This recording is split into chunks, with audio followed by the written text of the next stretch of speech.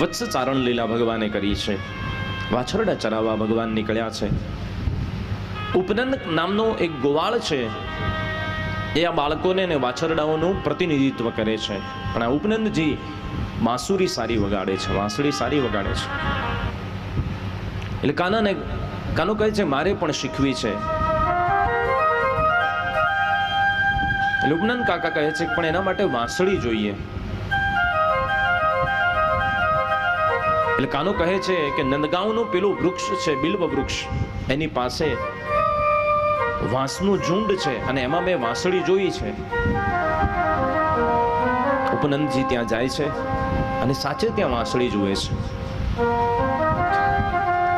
સંતો એનો અર્થ એવો કરે છે કે એને બંસી કહેવાય છે. હવે બંસીને આપણે જરા પાછળથી વાંચીએ તો શિવમ એવો અર્થ વંચાય. એટલે કહેવાય છે કે કાનાની જે વાંસળી છે એમાં શિવજીનો વાસ છે. કારણ કે ભગવાન શિવ એ શબ્દ સુર અને અક્ષરના પ્રણેતા છે. ઉપનંદ કાકા પાસેથી લાલાએ વાંસળી વગાડવાનું શીખ્યું છે અને સુંદર મજાની વાંસળીના સૂર રેલાવે છે. ક્યારેક માને સંભળાવે, ક્યારેક એકલો એકલો વગાડે છે. વાછરડા ચરાવતા ચરાવતા ભગવાન આ વાછરડાઓની વચ્ચે એક વત્સાસુર આવે છે. એ વત્સાસુરનો ઉદ્ધાર કર્યો છે.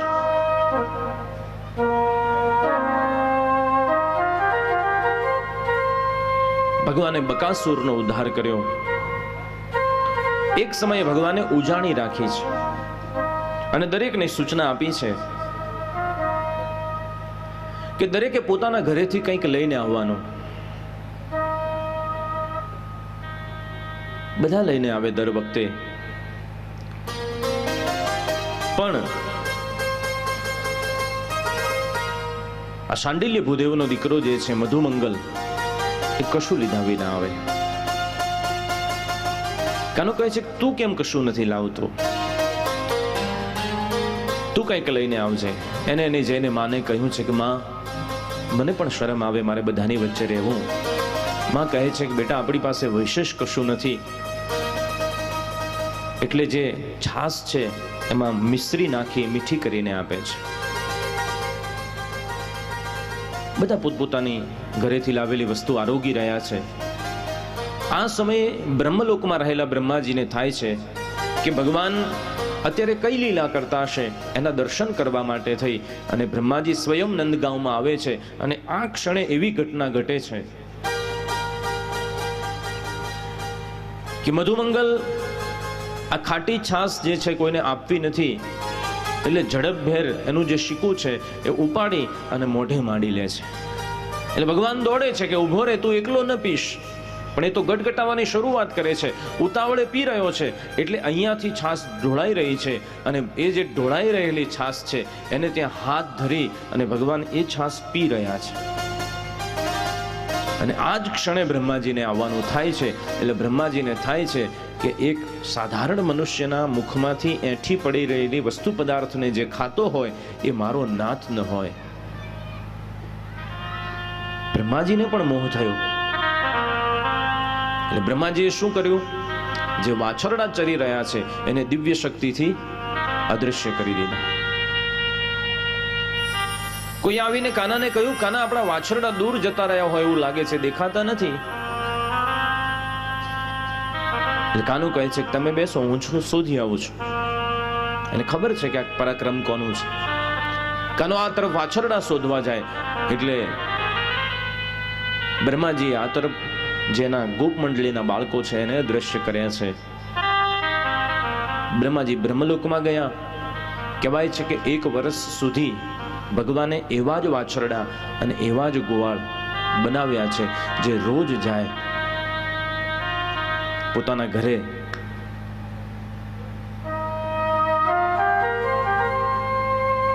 અને એટલા માટે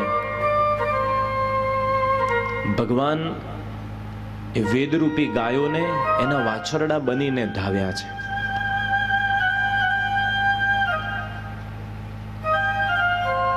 પોતે બાળક બનીને એ દરેક ગોપીઓને માતૃત્વનું સુખ આપ્યું છે.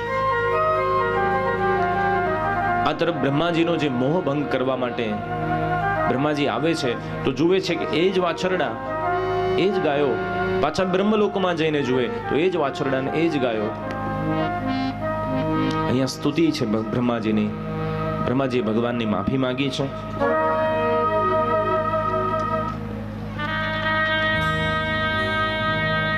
કહેવાય છે કે ભગવાને વત્સાસુરનો ઉદ્ધાર કર્યો, બકાસુરનો ઉદ્ધાર કર્યો, અઘાસુરનો ઉદ્ધાર કરી વૃંદાવનમાં પાસમાં એક ધેનુકાસુર રહે છે. એટલે આજે બલભદ્ર ભૈયાને કહ્યું કે આજે તમે આનો ઉદ્ધાર કરો. એ ગધેડાના સ્વરૂપમાં ત્યાં રહે છે, પણ એ વાડીમાં કોઈને જવા દેતો નથી. ફળ ખાવા ગયા, એ સામે આવ્યો. બલભદ્ર ભૈયાએ એના બંને પગ પકડી અને એનો ઉદ્ધાર કર્યો છે. આ દેહાધ્યાસ છે. આ દરેક અસુરના જે નામ છે એની પાછળનો એક એક ભાવ છે કે આપણા કયા અંતઃશત્રુને ભગવાન મારે છે. ભગવાને આ દેહાધ્યાસને તોડ્યો છે, કારણ કે હવે ઇન્દ્રિયાધ્યાસને તોડવાનો છે ભગવાનને. એટલે ભગવાને પરસ કરી અને ગોવાળાઓ પાસે કેવડાવ્યું કે દાઉભદ્ર ભૈયાએ ગધેડો માર્યો, ગધેડો માર્યો, ગધેડો માર્યો. એટલે બલભદ્રજી રિસાયા છે કે કૃષ્ણ કોઈને મારે તો એની જય જયકાર થાય છે. મેં અસુરને માર્યો તો બધા મને કહે છે ગધેડો માર્યો. જા, આજથી હું તારી સાથે વાછરડા ચરાવવા નથી આવવાનો. અને ભગવાનને આ જ જોઈએ છે.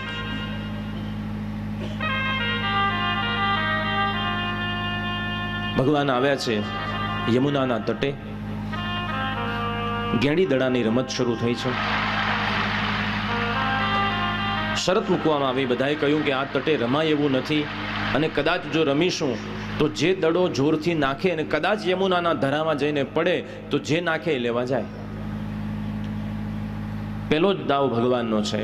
અને જેવો દડો નખાયો છે, ભગવાને જોરથી એવી ગેંડી મારી કે જઈને પડ્યો યમુનાના ધરામાં. બધા કહે છે કાના દડો જવા દે, આ ધરામાં જવા જેવું નથી, કારણ કે વડીલો પાસેથી સાંભળ્યું છે કે આમાં એક ઝેરીલો નાગ રહે છે, એક કાળિયો નાગ રહે છે. કાનો કહે છે કે નિયમ એટલે નિયમ, બધા માટે સરખો. દડો મારાથી પડ્યો છે એટલે હું જ લેવા જઈશ. આ પ્રચલિત પ્રસંગ છે ભાગવતજીનો.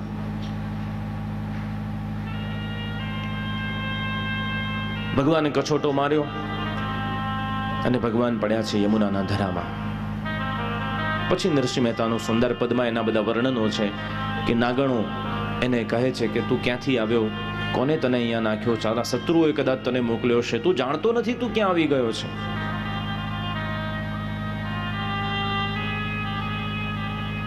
આ તરફ નગરમાં જઈને સંદેશો મળે છે કે કૃષ્ણ યમુનાના ધરામાં પડ્યા છે. આખું એ ગોકુળ ત્યાં ભેગું થાય, આખું વૃંદાવન ત્યાં ભેગું થાય. નંદ બાબા, યશોદાજી, બલભદ્રજી દરેક બધા હાહાકાર કરી રહ્યા છે. નંદજી કહે છે કાનો એમાં ગયો, મારે પણ એમાં એને બચાવવા જવું છે. બલભદ્રજી કહે છે બાબા તમે રહેવા દો. બલભદ્રજીને ખબર છે કે આ બધાને પહોંચી શકે એવો છે. કાલીય નાગ પોતાની ફણાઓ સાથે ઊભો થયો છે અને ભગવાનના શરીરને બરાબર જકડી લીધું છે. થોડી વાર ભગવાને રમવા દીધો છે. પછી બલભદ્રજીને પૂછ્યું છે કે ભૈયા આપ રજા આપો તો આ તમારા નાતીલાને થોડો સીધો કરી દો. બલભદ્રજી કહે છે થવા દે ને તો તાર વાંધો નથી. અને એ કૃષ્ણ કરી શકે છે. કૃષ્ણ કાલીયને કહી રહ્યો છે કે તું ફૂફાડા મારવાનું રહેવા દે, કારણ કે તું છે ને એના કરતા મોટો મારી જોડે શેષ બનીને આવ્યો છે. સંતો એવો અર્થ કરે છે કે ભગવાને કેમ એ વખતે લીલા ન કરી. એ ધારત તો એ સમયે જ કાલીય નાગને નાથી શકતા હતા, પણ બલભદ્રજીની આજ્ઞા લીધી છે. અને પછી ભગવાન મનમાં વિચારે છે કે હું ગારુડી મંત્ર જાણવારો મોટો મદારી છું, મારી પાસે નાગ પણ છે ને વાંસળી પણ છે. શેષ મારા મોટા ભાઈ છે, વાંસળી વગાડતા મને આવડે છે. મદારી પાસે જોઈએ શું? આ બે વસ્તુ જ જોઈએ ને. પણ મદારી ખેલ ક્યારે શરૂ કરે? પેલા બરાબર ડૂગડૂગી વગાડે અને ટોળું ભેગું કરે અને ટોળું ભેગું થાય પછી ખેલ શરૂ કરે ને. આ ટોળું ભેગું થઈ ગયું છે. એટલે ભગવાને હવે ખેલ શરૂ કર્યો અને પોતાની કાયાને બરાબર વધારી છે. જ્યાં વધારી તો એના અંકોડા મંકોડા તૂટવા માંડ્યા છે કાલિય નાગના. બરાબર ઘમાસાણ યુદ્ધ થયું છે બંનેની વચ્ચે. એ જ્યાં ફણા મારવા જાય ભગવાન તરીને નીકળી જાય.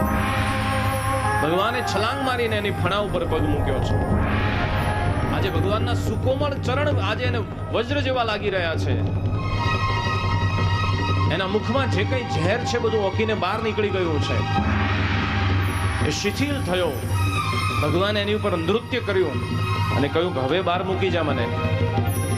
અને યમુનાના ધડામાંથી કાલિય નાગ ભગવાનને લઈને બહાર નીકળ્યો છે.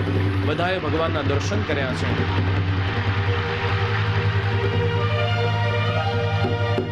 કાલિય નાગને કહ્યું કે તારે મણિદ્વીપમાં જવાનું છે. આ તટ છોડી અને તું એ ક્ષીરસાગરમાં જતો રહે. આ આખી એ જે વાત છે એમાં બધા કહે છે કાના આટલો ઝેરી નાગ એનું આટલું કઠણ ઝેર તને કોઈ અસર ન થઈ? ત્યારે કાનો શું કહે છે કે બાબા ઝેરનું મારણ ઝેર હોય. એનામાં ઝેર હતું તો મારામાં હતું ને. બાબા કે છે તારામાં ક્યાં ઝેર હતું? તો કે બાબા પૂતના માસી મને ઝેર જ પાઈને ગઈ હતી ને. પણ આજે ખબર પડી ને કે પૂતનાનું ઝેર મોટું હતું. આજે આને મેં નાખી દીધો છે. પણ સંતો આનો અર્થ કરે છે કે યોગની દ્રષ્ટિએ આપણા શરીરમાં આપણી નાભીથી નીચે મૂલાધાર નામનું ચક્ર છે. નાભીથી નીચે મળદ્વારથી ઉપર એની વચ્ચે મૂલાધાર નામનું ચક્ર છે. જે થોડો ઘણો યોગનો અભ્યાસ કર્યો છે એમને યાદ આવશે મૂલાધાર. અને મૂલાધાર ચક્રની પાસે આપણી પ્રાણ શક્તિ સુષુપ્ત અવસ્થામાં ત્યાં પડેલી છે. અને પ્રાણ શક્તિનું વર્ણન છે કે કેવી છે તો કે સૂતેલી નાગણ હોય એના જેવી વલય કરીને પડેલી છે. હવે જે યોગી અષ્ટાંગ યોગમાં જાય એને બધા ચક્રોને ભેદવા પડે. મૂલાધાર ચક્રથી સહસ્ત્રાધાર ચક્ર સુધી આવવું હોય તો એ બધા ચક્રોને છેદી અને એ પ્રાણ શક્તિને જાગૃત કરીને અહીંયા સ્થાપવી પડે. અને અહીંયા જ્યારે સ્થાપે ત્યારે એ આકાશ તત્વમાં લીન થાય ત્યારે ઈશ્વરના દર્શન થાય. નરસિંહ મહેતાએ આખી જે ઘટના લખી છે એનો સુંદર યોગિક અર્થ થઈ શકે છે. યોગ ભાષાનો એક સુંદર અર્થ થઈ શકે. અને ખાલી જળ કમળ છાંડી જાને બાળા આ પદ ઉપર 3 દિવસની કથા થઈ શકે ત્યારે તમે અર્થ સમજી શકો અને હું સમજાવી શકું. એટલું એનું ઊંડાણ છે એક એક પંક્તિનું. કારણ કે ભાગવત સમાધિની ભાષા છે. પણ જે ઇન્દ્રિયાધ્યાસની વાત કરી છે એ છે કે આપણી ઇન્દ્રિયોમાં સૌથી વિશેષ શું રહે છે ખબર છે? ક્રોધ રહે છે. આ વાતને નોંધજો તમે. આપણી ઇન્દ્રિયોમાં વિશેષ કરીને ક્રોધ રહે છે.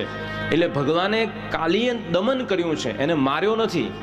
અઘાસુર બકાસુરને મારી નાખ્યા છે, શકટાસુરને મારી નાખ્યો, પૂતનાને મારી નાખી, પણ કાલિયને માર્યો નથી. એનું દમન કર્યું છે. કારણ કે ક્રોધ જરૂરી છે. હા, ક્રોધ ન કરો તો પછી અંકુશમાં રહે છોકરાઓ. અનુશાસન માટે ક્રોધ જરૂરી છે. એ તમે વેપાર વ્યવહાર કરો, ગમે તે કરો, ખેતી કરો તો એ તમારે ત્યાં દાડિયા કામ કરતા હોય એને સંયમમાં રાખવા માટે ક્રોધ જોઈએ. એટલે ક્રોધને મારી ન નખાય. આ તો પેલો મોહન છે. આ મોહન એવું કહે છે કે એક મારે તો 10 વખત મારવું, છોડવું નહીં, એને ભૂકા કાઢી નાખવા.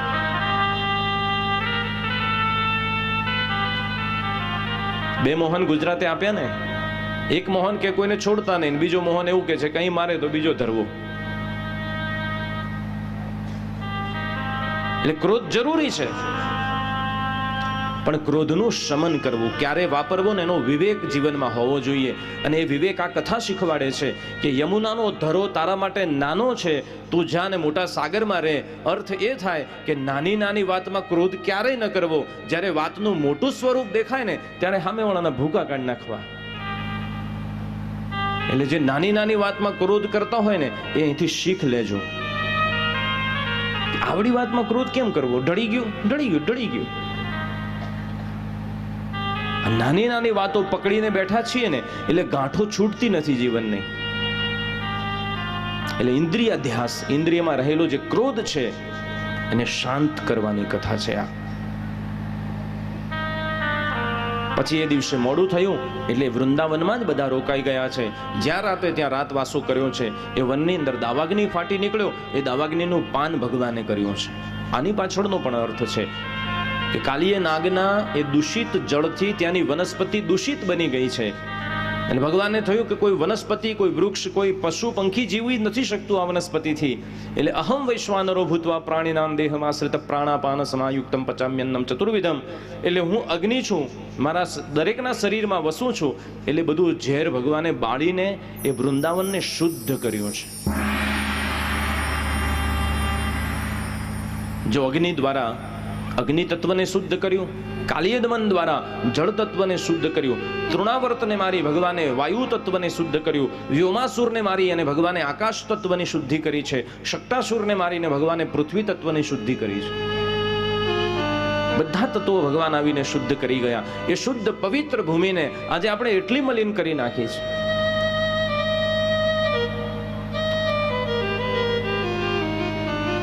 સુખદેવજી મહારાજે વર્ષા ઋતુનું વર્ણન કર્યું છે. સુંદર વેણુગીતની કથા છે. માક્ષર માસમાં ગોપીઓએ કાત્યાયની નામના દેવીની ઉપાસના કરી, કાત્યાયની વ્રત કર્યું છે. આ વ્રત બહુ સુંદર છે. કુંવારી દીકરીઓ માટે, સૌભાગ્યવતી સ્ત્રીઓ માટે તે કાત્યાયની દેવીની સ્તુતિ છે. કાત્યાયની મહામાયે મહાયોગિન્યદીશ્વરી નંદ ગોપસુતમ દેવી પતિમ મે કૃતે નમઃ. અને અહીંયા ભગવાન ચીરહરણની લીલા કરે છે. હવે અહીંયા મારું તમારે ધ્યાન દોરવું છે કે હજુ ગોવર્ધન લીલા આવી નથી. અને ગોવર્ધન લીલા પૂરી થશે ને પછી ભગવાન કેટલા વર્ષના છે તો ત્યાં શ્લોક છે, કવ સપ્તાયનો બાલહ. હે નંદજી, આ 7 વર્ષનો બાળક ક્યાં અને આ મોટો ઉત્તુંગ પર્વત ક્યાં? શક્ય નથી લાગતું કે 7 વર્ષનો બાળક આ પર્વતને ઉપાડી શકે. આ વર્ષા ઋતુથી બીજી વર્ષા ઋતુ આવે ત્યારે ભગવાને ગોવર્ધન લીલા કરી છે. એટલે અત્યારે ભગવાનની ઉંમર છે 6 વર્ષની. કાન ખોલીને સાંભળજો કે જ્યારે ભગવાને ચીર લીલા કરી છે ત્યારે ભગવાનની ઉંમર 6 વર્ષની છે. તમારા ઘરમાં 6 વર્ષનું બાળક હશે, એ વિકારી છે. અત્યારે કદાચ યંત્ર યુગમાં એને સ્ત્રી પુરુષનો ભેદ ખબર પડી ગઈ હશે, પણ તમે તમારા ભૂતકાળમાં જુઓ કે ત્યારે તમે 6 વર્ષના હતા ત્યારે તમને ખબર હતી કે વસ્ત્ર પહેર્યા વગર ઊભા રહેવાય, ન ઊભા રહેવાય, શું કરાય શું ન કરાય. પણ ચિત્રકારોએ ચિત્ર દોરી દીધા કે ભગવાન વૃક્ષ ઉપર ઊભા છે, વસ્ત્રો લટક્યા છે અને ગોપીઓ આમ ઊભી છે. એટલે સમાજ એનો અર્થ લઈ લીધો કે ભગવાન ચીરહરણ કરે, અમે ન કરીએ. કૃષ્ણ કરે એ લીલા, આવા શબ્દો પાછા વાપરે. શાસ્ત્રના કોઈ પણ સિદ્ધાંતની, કોઈ પણ ઉદાહરણની વાત કરવી હોય ત્યારે શાસ્ત્રને હાથમાં રાખીને કરવા માટેની વિનંતી છે તમને બધા. ભગવાન 6 વર્ષના છે અને શા માટે કરી છે તો વાસનાનું હરણ કરવા માટે થઈને આ વાત કરી છે. કાત્યાયની વ્રત માટે માટીની મૂર્તિ બનાવી પાર્વતીજીની, અને ગોપીઓ જ્યારે ભગવાન માતાજીની પૂજા કરતા પહેલા સ્નાન કરવા ગઈ છે એટલે સ્ત્રી સહજે સાથે મળી સ્નાન જળ વિહાર કરી રહી છે, પણ વસ્ત્રો બધા બહાર મૂક્યા છે. 6 વર્ષના ભગવાન કૃષ્ણ એ બધા વસ્ત્રો લઈ કદમ વૃક્ષ પર ચડી ગયા છે. ગોપીઓને ખબર પડી કે વસ્ત્ર નથી. વાંસુળીનો સૂર સાંભળ્યો, જોયું તો ભગવાન ત્યાં છે. આ બધી ગોપીઓ ભગવાનને પ્રાર્થના કરે છે. એના શ્લોક તમને સાથે પ્રમાણ સાથે બતાવું. ગોપીઓ કહે છે કે અમે તારી દાસી છીએ, તું કઈશ એમ કરીશું, અમારા વસ્ત્ર આપ. ત્યારે ભગવાન કહે છે કે ઊભા થઈને બહાર આવો તો આપું. શા માટે? કારણ કે હવે એમને રાસ લીલા કરાવી છે ભગવાનને, અને રાસ ત્યારે જ સાચો થઈ શકે જ્યારે સ્ત્રી અને પુરુષનો ભેદ મટી જાય, વિરક્ત દ્રષ્ટિ આવે, અને નથી આવી શકતી આપણામાં. તમે યાદ રાખજો કે આ કથામાં તમારી બાજુમાં કોણ બેઠું છે, સાથે બેઠા હતા, જગ્યા રાખી હતી. આજથી 5, 10, 25 વર્ષ પછી તમને કદાચ આ બાજુ નીકળશો તો તમને યાદ આવશે કે આ જગ્યાએ કથા થઈ હતી અને મારી બાજુમાં 5 દિવસ 7 દિવસ આ ભાઈ અથવા બેન બેસતા હતા. એનું નામ ભૂલી જશો, એનો ચહેરો ભૂલી જશો, એની ઉંમર કેવડી હતી, કેવા દેખાતા હતા, શું પહેરીને આવતા હતા, એ બધું ભૂલી જશો. પણ એક વાત તમને યાદ રહેશે કે એ સ્ત્રી હતી કે પુરુષ હતો, એ નહીં ભૂલી શકો તમે. કારણ કે તમારી ને મારી દ્રષ્ટિમાં સ્ત્રી અને પુરુષનો ભેદ આજે છે, કારણ કે આપણે વૈરાગી નથી. અને ભગવાનને પોતાના ભક્તોને એ સ્થિતિ સુધી લઈ જવા છે કે જગતમાં માત્ર બ્રહ્મ દ્રષ્ટિ રહે, શારીરિક દ્રષ્ટિથી ઉપર લઈ જવા છે. અને ત્યારે શક્ય છે જ્યારે વાસનાનું નિર્મૂલન થાય, વાસના મટી જાય ત્યારે. અને ગોપીઓને બીજો બોધ આપવો છે કે તમે જ્યારે નિર્વસ્ત્ર થઈને સ્નાન કરો છો ત્યારે જળના દેવતા વરુણનો દોષ લાગે છે, એનો દ્રોહ થાય છે. ભગવાને ત્યાં બ્રાહ્મણોને સ્નાત કરવા માટે, બ્રાહ્મણોનો જ્યાં યજ્ઞ ચાલી રહ્યો છે ત્યાં ગયા છે. બ્રાહ્મણોની સ્ત્રીઓએ સાથે મળી ભગવાનની ત્યાં પૂજા કરી છે. ભગવાન પ્રસન્ન થઈને એમને ખૂબ આપે છે. હવે ભગવાન ઇન્દ્રમાન ભંગની પૂજા, ઇન્દ્રમાન ભંગની લીલા કરી રહ્યા છે.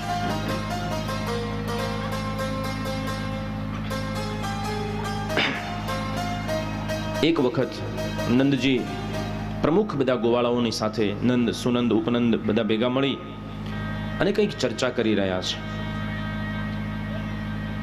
ભગવાન પણ બલભદ્રની સાથે ત્યાં ગયા છે. હવે તમને બીજી 2-3 વાત કરું કે આ જ્યારે ઇન્દ્રમાન ભંગની વાત કરી છે ત્યાં સુખદેવજી કહે છે કે ભગવાન અપી તારાત્રી બલદેવેન સંયુતા. ત્યાં કૃષ્ણ શબ્દ નથી લખ્યો, ત્યાં ભગવાન શબ્દ લખ્યો છે કે ભગવાન અપી તારાત્રી. ભગવાન ત્યાં છે, એ સમયે ભગવાન છે. એ કોઈ વસુદેવ દેવકીનું કે નંદજીનું બાળક નથી. કારણ કે હવે વિશાળ એક લીલા કરવા ભગવાન જઈ રહ્યા છે. એટલે ભગવાન પૂછે છે વડીલોને કે શાની ચર્ચા ચાલી રહી છે? ત્યારે બાબા કહે છે, લાલા આપણે બધા ખેડૂત છીએ, પશુપાલક છીએ. વરસાદ એ આપણું ઘરેણું છે, આપણી જીવાદોરી છે.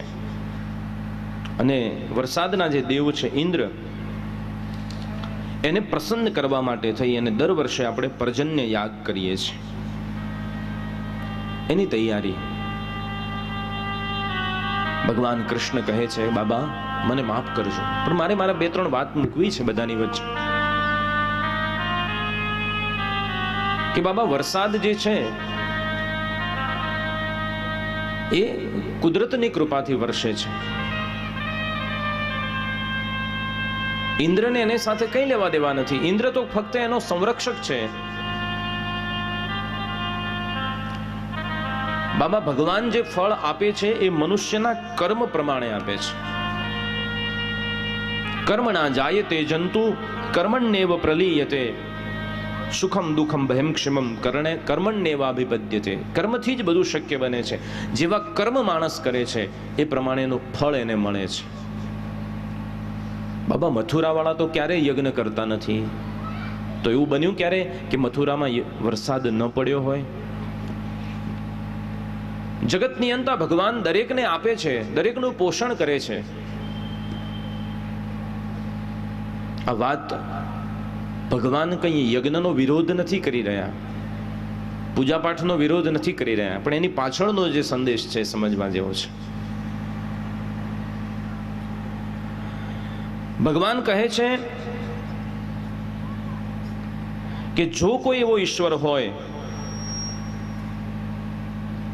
કે જે કર્મના ફળને આપનારો હોય તો એ કરનારને જ ફળ આપે, અને કર્મ ન કરે એની ઉપર એનું સામર્થ્ય ચાલે જ નહીં. અહીં મહત્વ બાબા કર્મનું છે. તસ્માત સંપૂજયેત કર્મ, કર્મની પૂજા કરવી જોઈએ.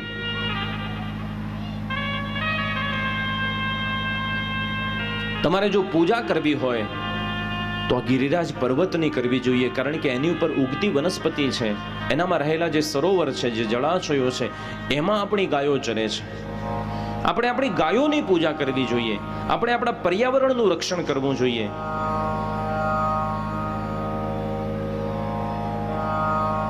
અને આ મહત્તા છે. સૌથી વહેલો પર્યાવરણવાદી ઈશ્વર જો કોઈ હોય તો એ ભગવાન છે.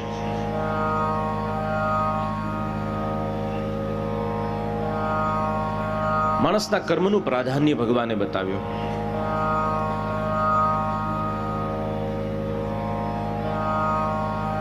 ભગવાન કહે છે કે બાબા, આપણો સાચો પોષક તો ગોવર્ધન છે. એતન મમમર્તમ તાતમ ક્રિયતામ યદિ રોચતે. અમારો મત છે, જો તમને અનુકૂળ પડે તો તમે ગોવર્ધનની પૂજા કરો. ભગવાન જાણે છે કે યુગાંતર પછી માણસ ઔપચારિક ઉપાસક બનશે. આજે આપણે ઔપચારિક ઉપાસકો બની ગયા છે. વૃક્ષ, વનસ્પતિ, એ દરેકની અંદર રહેલા જે તત્વો છે એ આપણને ઋષિઓએ શોધીને આપ્યા હતા, પણ આપણે એને શું કર્યું કે જેમ આ દિવ્ય ગ્રંથોને આપણે પોથી ચડાવીને માત્ર ચાંદલા કરતા રહ્યા, એના જે દિવ્ય તત્વના જે સિદ્ધાંતો હતા, જેના સંદેશાઓ હતા, એમાંથી જે આત્મસાત કરવાનું હતું એ ન કર્યું અને માત્ર એની પૂજા જ કરી. આજે આપણે પર્યાવરણનો વિનાશ કરી ચૂક્યા છીએ અને એકાદો પીપળો પૂજીને આપણે સંતોષી બની ગયા છે.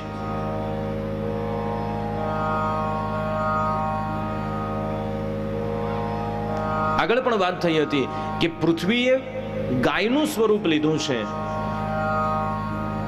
એટલે પેલું ગુણવત્તાવાળું દૂધ મેળવવામાં આપણે ગુણવત્તાવાળી ગાયને ખોઈ દીધી છે.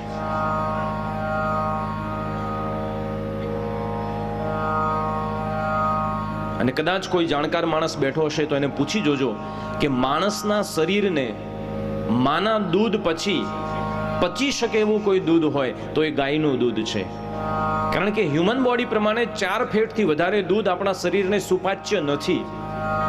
સર્ચ કરી જોજો ગૂગલમાં.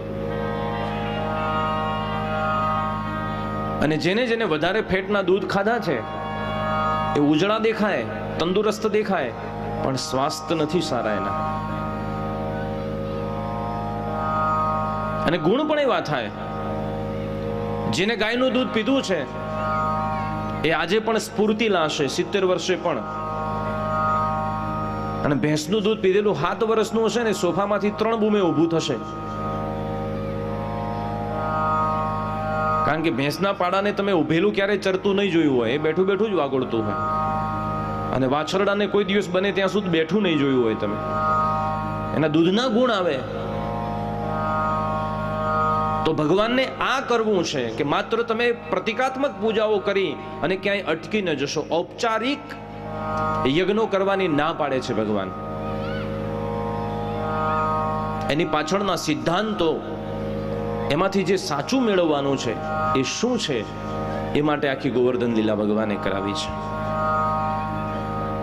શું કરીએ લાલા? અમે ક્યારેય ગોવર્ધનની પૂજા કરી નથી. લાલો કહે છે એક કામ કરો, તમારી પાસે જે કંઈ સામગ્રી છે એ બધી સિદ્ધ કરો. દીપાવલી આવી રહી છે એટલે દરેકે પોતાના ઘરે સામગ્રી સિદ્ધ કરી છે. નંદજીના આંગણે સૂત, માગધ, બંદીજનો બધા આવીને સ્તુતિપાઠ કરે છે. મંગળ વાજિંદ્રો વાગી રહ્યા છે, એના નાદ સંભળાઈ રહ્યા છે. બ્રાહ્મણો વેદના ઘોષ કરે છે કે દર વર્ષે યજ્ઞ કરીએ છીએ, આનાથી કંઈક વિશેષ લાલો યજ્ઞ કરાવવાનો છે. બધી સામગ્રી સિદ્ધ થઈ. બધાએ કહ્યું કે લાલા હવે શું કરવાનું છે? બોલે કે આ બધું ગાડામાં ભરો અને ચલો ગોવર્ધનજીની પાસે. ગાડા ભરાણા છે. બધા ભગવાનનું ધૂન સંકીર્તન કરતા કરતા ગોવર્ધનજી પાસે આવ્યા છે.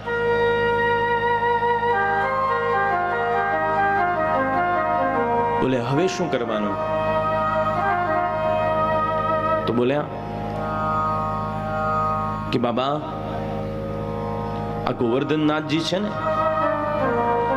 એ તો મધ્યમાં બિરાજે છે. બોલે કે પૂર્વમાં જગન્નાથજી આર્યાવર્તનું રક્ષણ કરે છે, દક્ષિણમાં રામેશ્વરનાથજી આર્યાવર્તનું રક્ષણ કરે છે, પશ્ચિમમાં દ્વારિકાનાથજી અને ઉત્તરમાં બદ્રીનાથજી અને મધ્યમાં શ્રી ગોવર્ધનનાથજી બિરાજે છે. વિદ્વાન બ્રાહ્મણો દ્વારા ગણપતિ પૂજન થયા છે, પુણ્યવાચનનું વિધાન થયું. બોલે હવે શું કરવાનું? તો કે બોલે હવે તો અભિષેક કરવાનો છે. બોલે યમુનાજી તો દૂર છે, આટલું જળ આવશે કેમ? તો કે ઘડા છે ને. હા, પ્રાર્થના કરો બાબાને, બાબા સ્વયં જળની વ્યવસ્થા કરશે, એટલા સિદ્ધ છે. બધાએ સાથે મળીને પ્રાર્થના કરી છે અને ત્યાં માનસી ગંગાનું પ્રાગટ્ય થયું છે. એ માનસી ગંગાના પ્રાગટ્યના જળ દ્વારા અભિષેક શરૂ થયો છે. અભિષેક પછી ચંદનના તિલક થયા છે. ભગવાન કહે છે કે પ્રગટ ભાવથી પૂજો, એની આંખમાં ન જાય એ જોજો. લાલા તને એની આંખ દેખાય છે? બોલે કે હા. કહેવાય છે કે એક સ્વરૂપે ભગવાન એમાં પ્રવેશ્યા છે, મુખારવિંદ પ્રગટ્યું છે, જે અત્યારે જતીપુરામાં છે. નાના નાના ગોપ બાળકો કહે છે કે લાલા આ તો આંખ પટપટાવે છે. બોલે કે હા, પટપટાવે એવા છે. એનો શ્રૃંગાર કરો. બધા ભેગા મળીને ભગવાનનો શ્રૃંગાર કરે છે. બોલે હવે શું કરવાનું છે? તો કહે છે હવે જે કંઈ સામગ્રી આપણે લાવ્યા છીએ એ બધી સામગ્રી ભગવાનની આગળ આપણે ધરવાની છે. બધાએ ભેગા મળી અને સરસ સામગ્રીને ભગવાનની આગળ ગોઠવી છે, જેવો દિવ્ય અન્નકૂટ આપણે અહીંયા ગોઠવ્યો છે.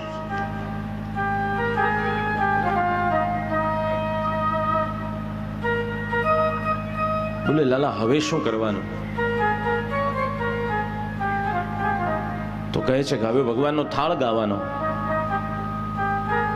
સામગ્રી ધરાવીને થાળ ગાવો પડે ને ભગવાનને. અને બધા સાથે મળી ભગવાનનો થાળ ગાય છે. તમને પણ વિનંતી છે કે જ્યારે પણ તમે ભગવાનને જે કંઈ ઘરમાં રસોઈ સિદ્ધ કરો એ ભગવાનને ધરાવી મંત્ર દ્વારા અથવા થાળ દ્વારા એકાદી પંક્તિ ગાઈ અને ભગવાનને જમાડીને જમજો. અહીંયા અન્નકૂટનો મહાન થાળ 56 ભોગનો ધરાવ્યો છે, એનું ઉદ્ઘાટન અને બધાએ સાથે મળી ભગવાનનો થાળ ગાયો છે. આવો આપણે પણ થાળ ગઈએ સાથે મળીને.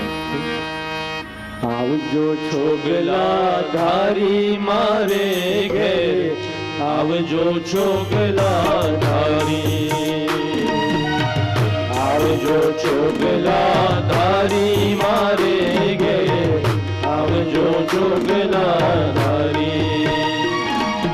લાડુ જલેબી ને સેવ સુવાળી, લાડુ જલેબી ને સેવ સુવાળી, તો ભાવે લાવી છુપારી મારે ઘેર, આવજો છોગલા ધારી મારે ઘેર, આવજો છોગલા ધારી. સોરણ પૂરણ ને ભાજી કારેલા, પાપડ વડીઓ ધારી. સોરણ પૂરણ ને ભાજી કારેલા, પાપડ વડી વઘારી. વૈતાંગ વાલોલના સાથે કર્યા મેં તો, વૈશાખ વાલોલના સાથે કર્યા મેં તો, ચોળાફળી ચમકારી મારે ઘેર, આવજો છોગલા ધારી મારે ઘેર, આવજો છોગલા ધારી. કાજુ કમોદનો હાથે કર્યો મેં તો, દાળ કરી બહુ સારી. કાજુ કમોદનો હાથ કર્યો મેં તો, દાળ કરી બહુ સારી. લીંબુ કેરી ન તમે લેજો અથાણું,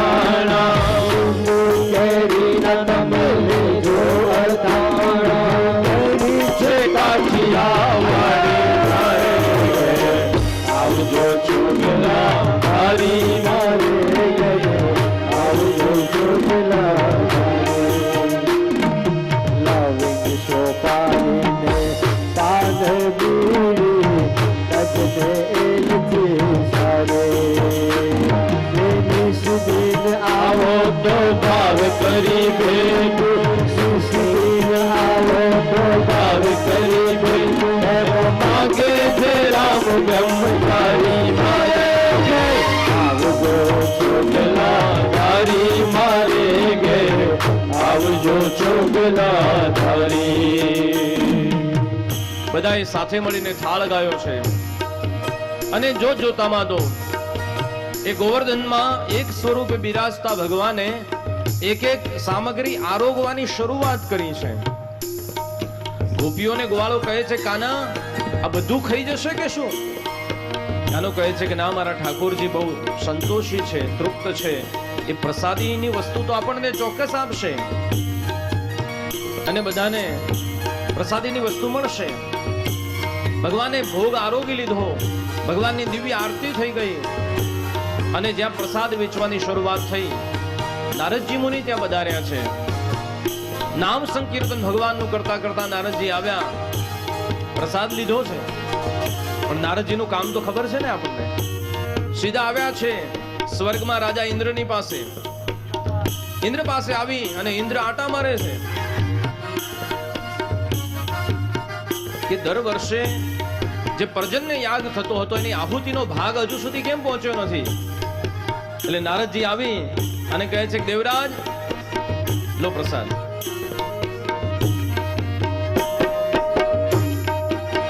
એટલે ઇન્દ્ર મહારાજ પ્રસાદ ખાય છે. પ્રસાદ ખાઈ અને પછી નારદજીને પૂછે છે કે નારદજી, પ્રસાદ તો મીઠો છે, શાનો હતો? એટલે નારદજી કે તારું નાક કાપ્યું ને એનો. હવે તું જે યજ્ઞની રાહ જુએ છે ને, આજે નહીં થવાનો ને હવે પછી ક્યારે થવાનો? કેમ? તો કહે છે કે ભગવાને ઇન્દ્ર યાગ બંધ કરાવ્યો છે અને હવે ગોવર્ધનની પૂજા શરૂ થશે. અને જ્યાં સમાચાર સાંભળ્યા છે અને ઇન્દ્રને ક્રોધ ચડ્યો, ઇન્દ્રએ તરત આદેશ કર્યો છે અને બધા મેઘને બોલાવ્યા. મેઘને બોલાવીને આદેશ કર્યો છે કે જાઓ, મારે મેઘ ભેગા થઈને તૂટી પડો. મારી અવજ્ઞા કરી છે, મારું અપમાન જ્યાં સુધી હું ન કહું ત્યાં સુધી ઉભા ન રહેતા. અને જાણે કારતકના સમયમાં બરાબર અષાઢના વાદળો ઘેરાયા છે, આખું આકાશ કાળું ડિબાંગ બન્યું, જોતામાં અંધારું છવાઈ ગયું અને બધા વરસાદ ત્યાં આવીને ઉભા થયા છે.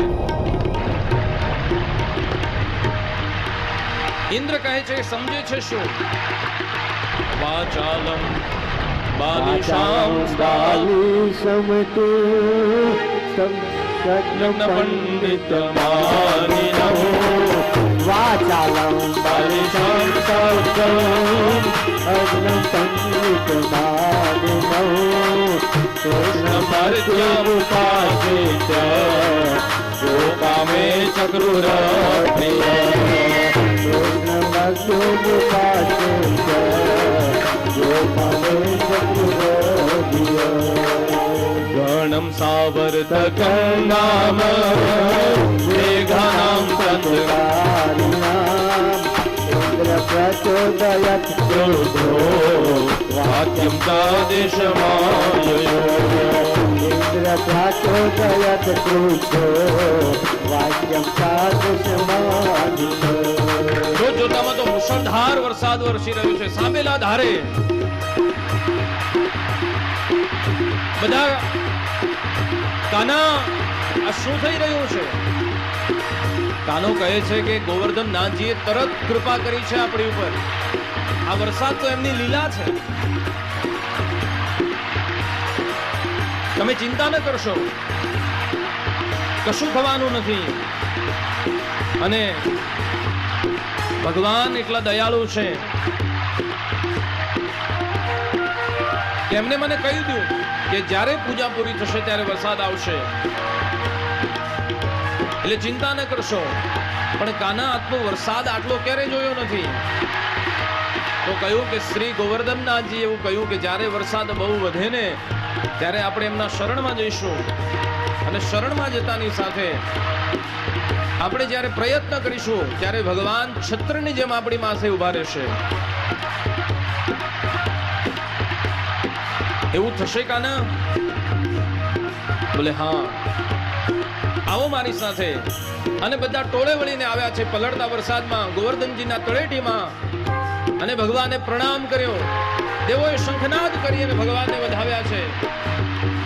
અને ભગવાને પોતાના ડાબા હાથની તર્જનીને નીચે મૂકી છે, અને જ્યાં ગોવર્ધનને આમ ધીરે ધીરે ધીરે કરતા ઊંચા કર્યા, ગોવર્ધનનાથજી ઊંચા થઈ રહ્યા છે. આ બધી લીલા ત્યાં ગોવાળાઓ જોઈ રહ્યા છે, અને જોત જોતામાં જેમ એક નાનું બાળક છત્રીને ધારણ કરે, છત્રાકમિવ બાલકમ, ભગવાને છત્રીની જેમ ગોવર્ધનજીને ધારણ કર્યા. એ ગોવર્ધનને ધારણ કરનારા બન્યા, ગિરિરાજને ધારણ કર્યો. બોલીએ શ્રી ગિરિરાજ ધરણ કી,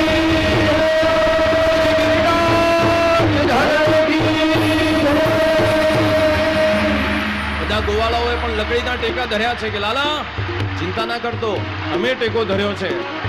ભગવાન કહે છે કે તમે છો, મને ચિંતા શાની? દાઉ ભૈયાને કહ્યું, દાઉ ભૈયા હવે તમારો વારો છે. અને દાઉ ભૈયાએ શેષ સ્વરૂપે કાયાને વિશાળ કરી અને ગોવર્ધનની આસપાસ મોટો કિલ્લો બનાવી દીધો, પાણી અંદર ન આવી શકે. અને શું થયું? ચારે બાજુ અંધકાર થઈ ગયો. કેવો અંધકાર?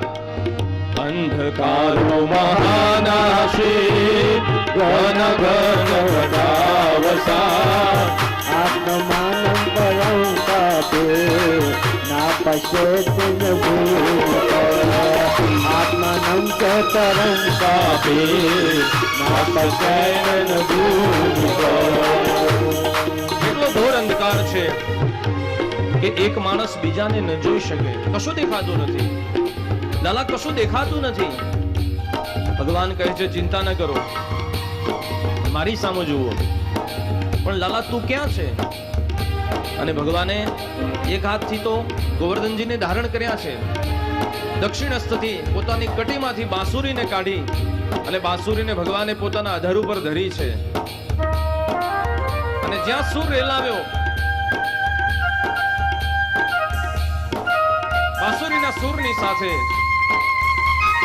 ચોફેર એક દિવ્ય તેજ પ્રકાશ, જાણે દિવસમાં એક સાથે કોટી સૂર્ય પ્રગટ્યા હોય આવું ઉજાળું થયું છે. ભગવાનની મનોહર મૂર્તિને જોઈ મંત્રમુગ્ધ બન્યા. લાલા હવે કોઈ ચિંતા નથી. કહેવાય છે કે ભગવાને બાંસુરીના સૂરથી બધાની ભૂખ તરસ બધું ભૂલાવી દીધું છે.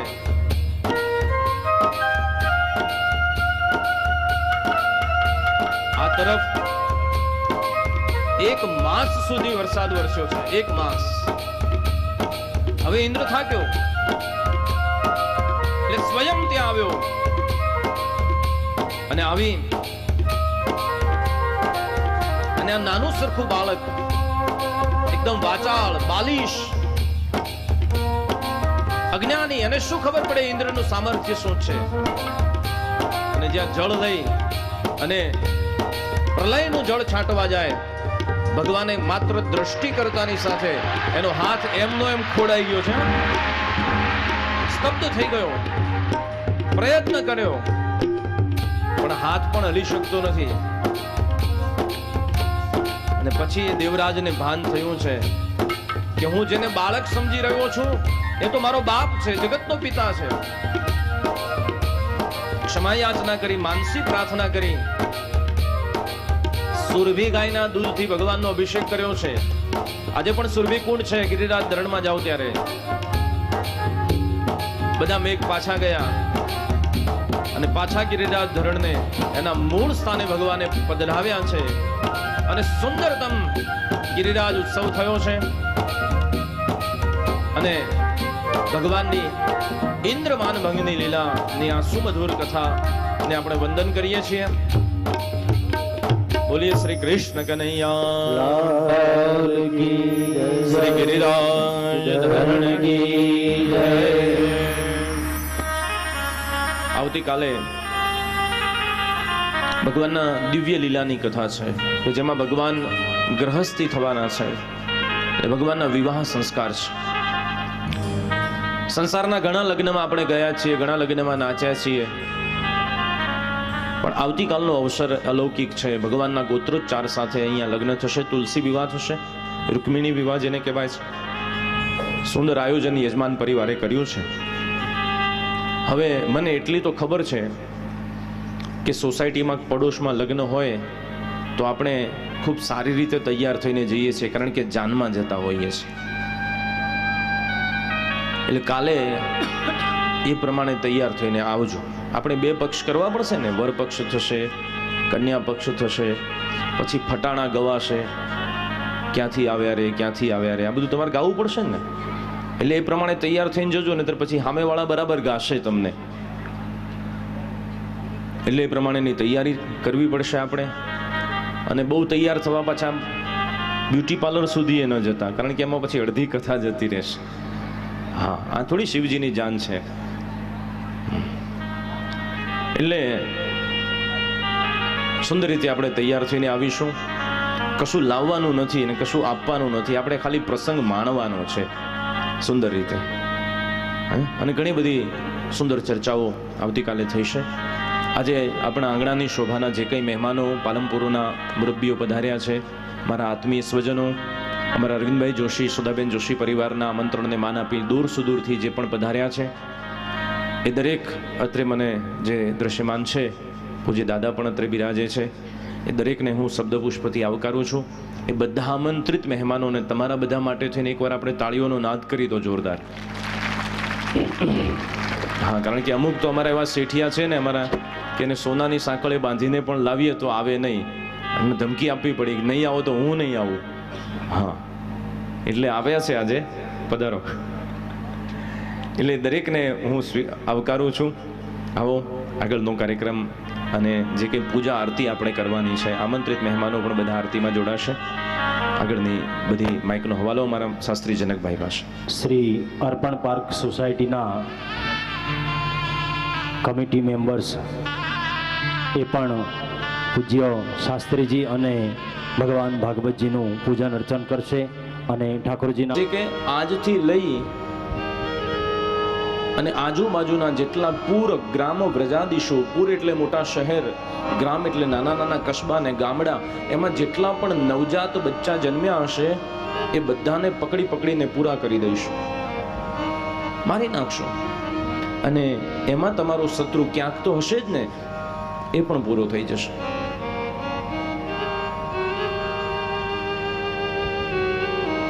વિષ્ણુના રહેવાના સ્થાન તોડી નાખીશું અમે.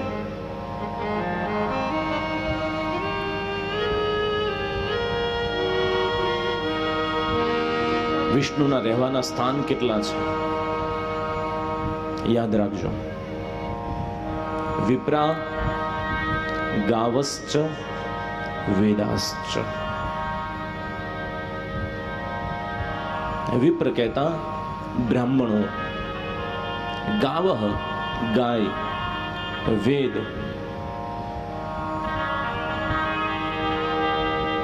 પીપળો,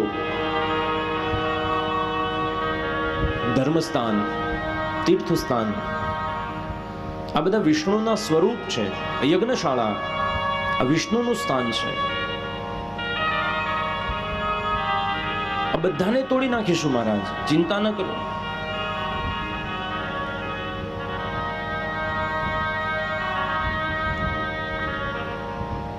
સત્યતા, સંયમતા, મનોનિગ્રહ, શ્રદ્ધા, દયા, તિતિક્ષા,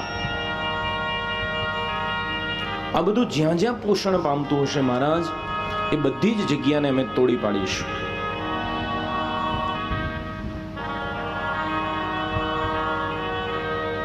કંસે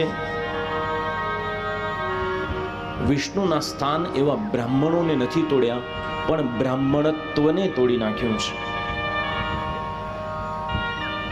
અને આજે એ દુર્દશા ચાલુ છે. માત્ર હું બ્રાહ્મણ છું અને બ્રાહ્મણત્વની વાત કરું છું એ વાત નથી, પણ બ્રાહ્મણ એના માટે એના વિશે આજે સમાજમાં જે ગેરસમજણ પ્રવર્તી રહી છે એના વિશેની વાત છે. કારણ કે કંસ તો જતો રહ્યો છે, પણ કંસની વૃત્તિ આજે પણ કલિયુગમાં જીવે છે અને વિષ્ણુના સ્થાનનું જે પ્રતીક કહેવાય એવા બ્રાહ્મણત્વને તોડી રહ્યા છે.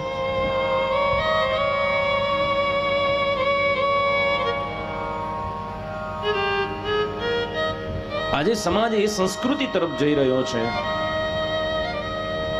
સમાજ દિશા ભણી જઈ રહ્યો છે કે કદાચ આવતીકાલ એવી હશે કે તમને સાચી અને શુદ્ધ ઉચ્ચારણથી પદ્ધતિસરની વેદોક્ત વિધિ કરાવનાર માણસ ગોત્યો નહીં જડે સાહેબ.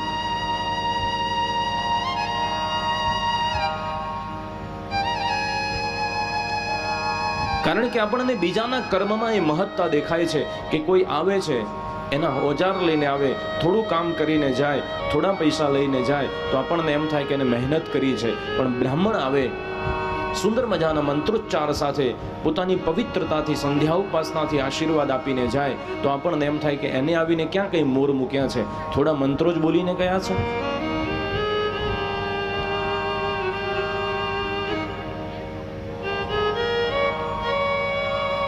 અને બ્રાહ્મણનો દીકરો કદાચ મોઢે માગીને દક્ષિણા લે તો તમને એ અસંતોષી લાગ્યા કરે.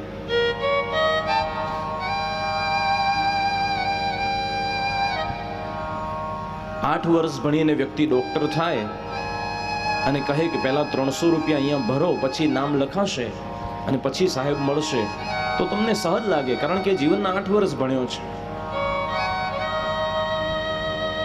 પણ 9 વર્ષ સુધી વેદ ઉપનિષદોનો અભ્યાસ કરી અને કોઈ વ્યક્તિ તમારો માર્ગદર્શક બને તો એને તમને 50 થી વધારે આપવાની ઈચ્છા ન થાય. કારણ કે એના શાસ્ત્રનું, એની પદ્ધતિનું તમે અવમૂલ્યન કરતા શીખી ગયા છો, પરંપરાથી શીખ્યા છો.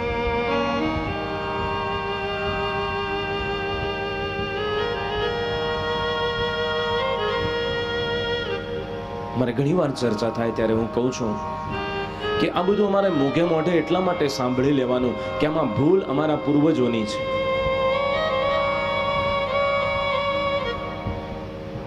કે જ્યારે આ આર્યાવર્ત ઉપર મુગલોએ હુમલા કર્યા, 20 મણ જનોય તોલાણી મોઢામાં થોકીને અમને અબડાવવામાં આવ્યા, ત્યારે અમે મારા માથાની શિખાઓ વાઢી નાખી, પણ અંદર ને અંદર આ સંસ્કૃતિને જીવતી રાખવા માટે થઈ એક બળી ગયેલા ગ્રંથોની સંસ્કૃતિને દરેક પિતાએ વારસામાં અંદર ખાને પોતાના દીકરાઓને વેદ ભણાવી અને એ સંસ્કૃતિને જીવતી રાખી, એનું આ પરિણામ છે. આજે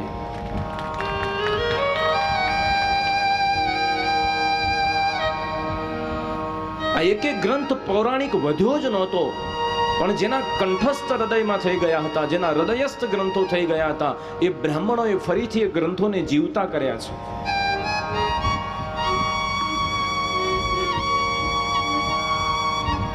અને જ્યારે બ્રાહ્મણત્વની વાત થઈ ત્યારે મેં કહ્યું હતું કે અમે એ કરીએ છીએ સાહેબ કે જ્યારે તમે માના ગર્ભમાં હોવ છો ત્યાંથી લઈને અમારી જરૂર ઊભી થાય, દરેક સંસ્કારમાં અમારી જરૂર પડે, અને જ્યારે મરી જાઓ ને એના પછી તમારા પુત્ર પૂછવા આવે કે ગયા કે હજુ બેસવા માંગે છે, ત્યાં સુધી અમારી જરૂર છે.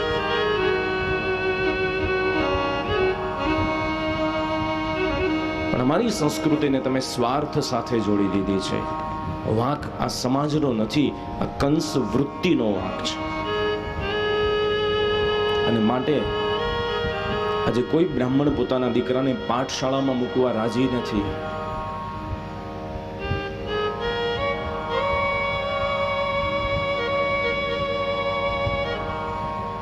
લોકો લાંછન અનુભવે છે.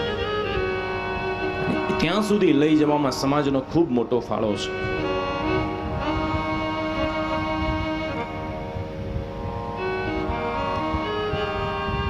બ્રાહ્મણ વૃત્તિ શું કરે છે? શાસ્ત્ર પરિવારને સમજાવે છે. આજે તમારે બ્રાહ્મણને પૂછવું પડે કે અમે પિતૃયજ્ઞ કરવા જઈ રહ્યા છીએ, નારાયણ બલિ કરવા જઈ રહ્યા છે, તો એમાં શું જોઈશે?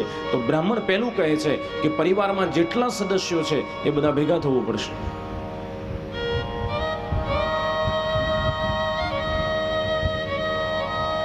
દરેક સંસ્કારની પરંપરામાં બ્રાહ્મણોએ સમાજને ભેગો રાખ્યો છે. અને એટલે મનુસ્મૃતિમાં મનુ ભગવાને લખવું પડ્યું કે એતદ દેશ પ્રસૂતસ્ય સકાસાદ અગ્રજન્મનઃ સ્વમ સ્વમ ચરિત્રમ શિક્ષેરન પૃથિવ્યામ સર્વે માનવાહ.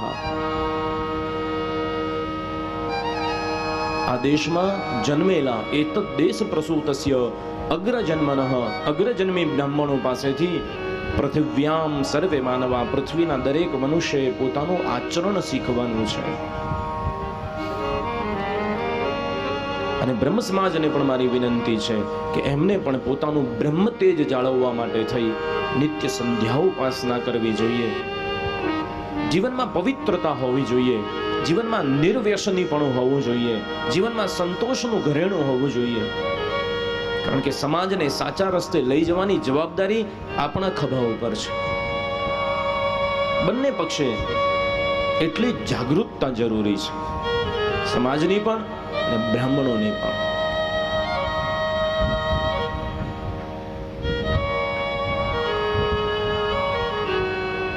આજે આપણે જોઈ રહ્યા છીએ કે કંસ વૃત્તિના લીધે કુટુંબ પરિવાર તૂટી રહ્યા છે. કોઈ માન મર્યાદા રહી નથી. કારણ કે વેદનો નાશ થાય, વેદના જ્ઞાનનો નાશ થાય એટલે સંસ્કારોનું સિંચન ક્યાંથી થાય? શાસ્ત્રોનું શ્રવણ કરે તો સમજાય કે સવારમાં ઉઠીને રામ સૌ પ્રથમ પોતાના માતા પિતાના ચરણ સ્પર્શ કરે છે.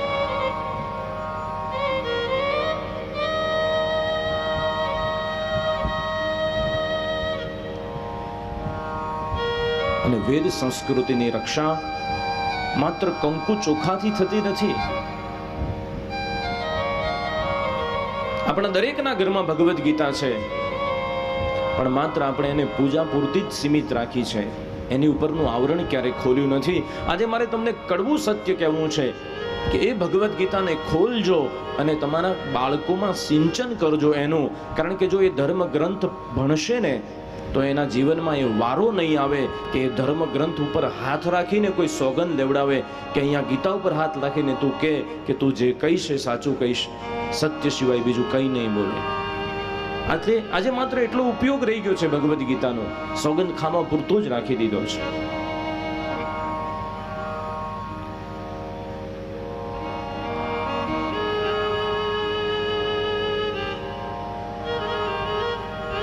આપણે માતા પિતા તરીકે તો જાગૃત રહેવું પડે, વડીલ તરીકે જાગૃત રહેવું પડે.